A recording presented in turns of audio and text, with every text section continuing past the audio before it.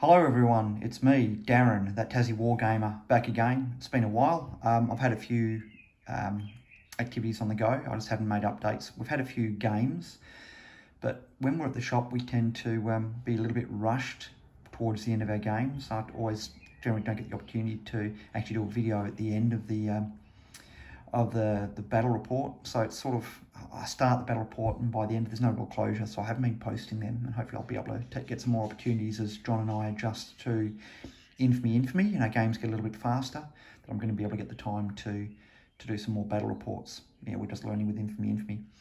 Anyway, today is just a quick update showing what I've been fortunate enough to get from during Christmas.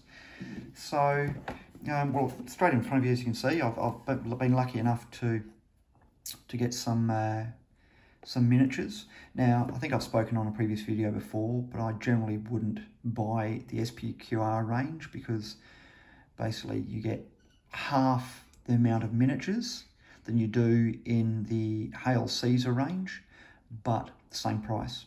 But all the SPQR stuff I bought here was half price, which means I was getting per miniature, I was getting the same cost per miniature. But these are resin. You've seen a previous video where I briefly looked at the resin German cavalry.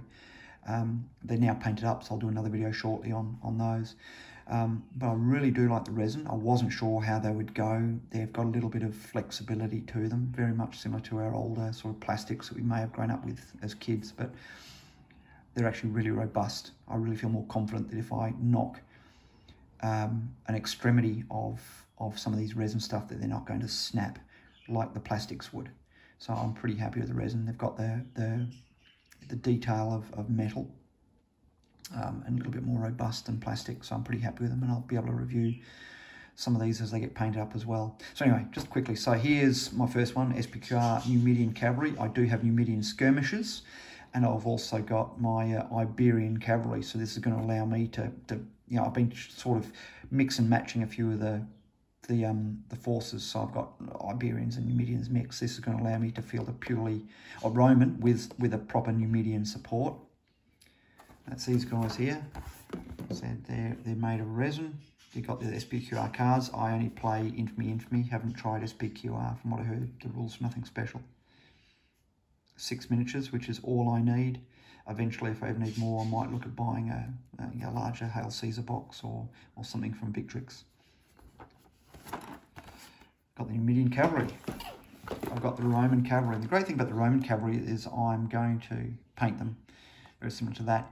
And if I happen to field Germans against Romans, I could easily use these as some sort of the Germans, the Romans that support the Germans. I can't remember exactly what the name of them is now. But yeah, so there is a bit of flexibility with Infamy more than you get with a lot of other games where you've either got one force or another, and you can't have British World War II supporting German World War II.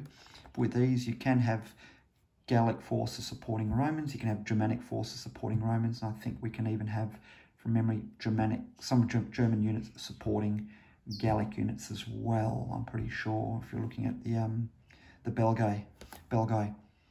So it's really interesting that you can have forces, and you can really interchange some of those units as they support. So my 6 Roman cavalry,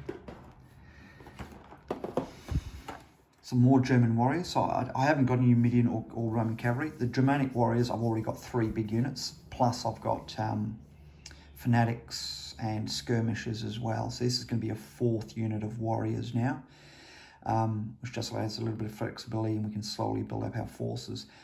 As the Roman player, usually I find playing against the Germans, wow, those 3 units are pretty tough. So this is really going to give my mate John, he's playing German at the moment. We're going to change over eventually. We're just playing the same forces, so we get used to that one force. But this is going to give him a bit of flexibility. There is, sorry, I'll bring that back. There are 12 miniatures, which is going to allow me to have the 10 plus an extra 2, whatever I want to do with them. Scorpio, I wasn't sure about ever getting a Scorpio, but this was cheap, so I picked it up. 2-man Scorpio. It'll be interesting to see. I haven't really looked at the rules for it in Infamy yet, but hopefully it'll give me a little bit of flexibility in my force. And I've already got four Legionnaire units, so this is going to give me a 5th.